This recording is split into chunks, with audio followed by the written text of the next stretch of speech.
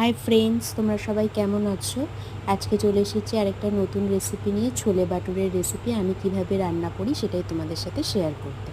প্রথমেই আমি কাবলি ছোলাটাকে সেদ্ধ করে নিয়েছি। তোমরা যতটা নেবে ততটা সেদ্ধ করে নেবে।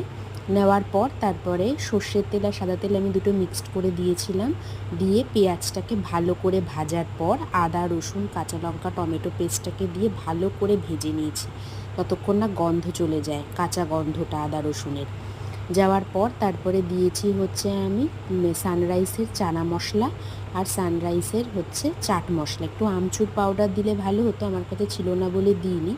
আর দিয়েছি টমেটো সস দিয়ে ভালো করে কষিয়ে নিয়ে তারপরে সেদ্ধ করে রাখা চানাটা দিয়ে আরেকটু কষিয়ে গরম জল দিয়ে তার উপরে দিয়ে দিয়েছি ফুটে এলে সানরাইসের গরম মশলা আর একটু চানা মশলা দিয়েছি। একটু ধনে পাতা দিলে ভালো হতো, ধনে পাতাও ছিল না।